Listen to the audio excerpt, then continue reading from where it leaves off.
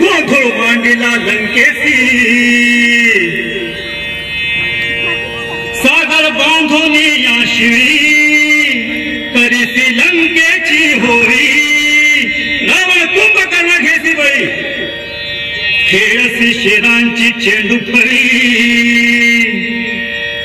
दार उघड बया उघड बया उघड बया उघड बया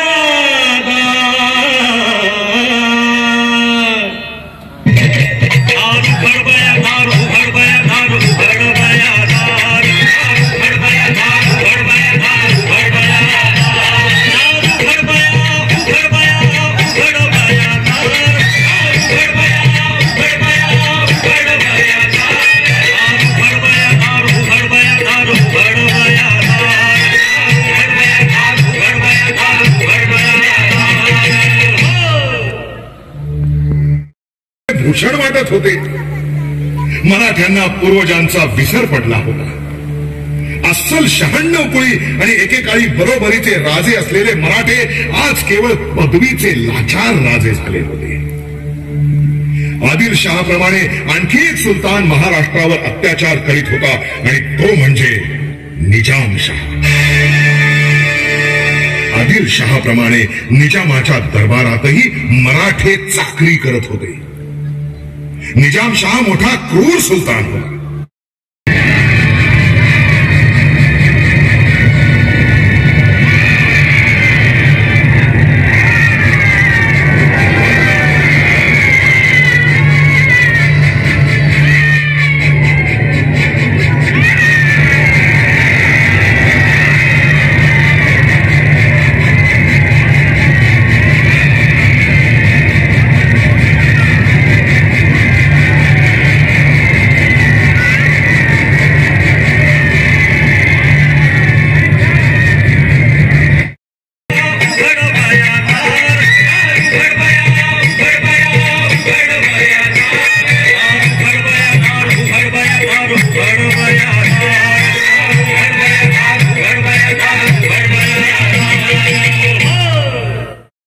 खेळून झाला असेल तर या आमच्याकडे या.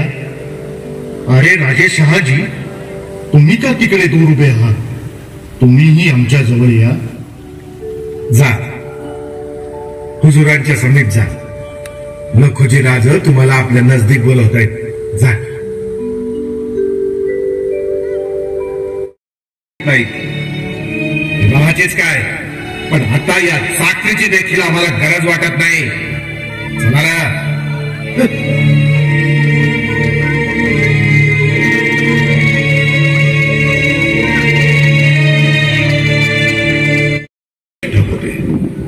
मंदिरे बांधावीत, दानधर्म करावा, घृष्णेश्वर मंदिराचा उद्धार करावा असे त्यांना वाटे. पण त्यासाठी बक्कळ पैसा हवा होता. आणि एक दिवस आश्चर्य घडले. मानवजींच्या ईश्वर भक्तीच्या श्रद्धेला प्रसाद मिळाला. भवानी देवीची कृपा झाली.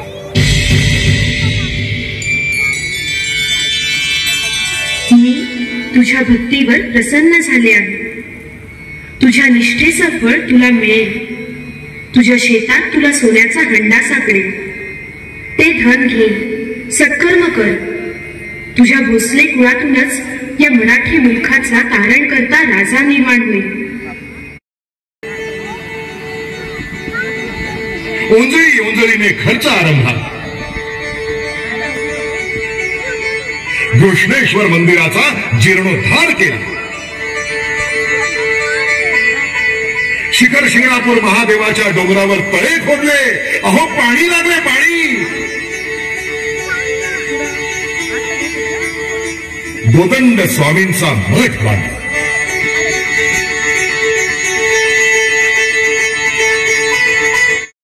स्वतंत्रपणे असा जमाव पदरी बाळगणे मोठ्या धाडसाचे होते.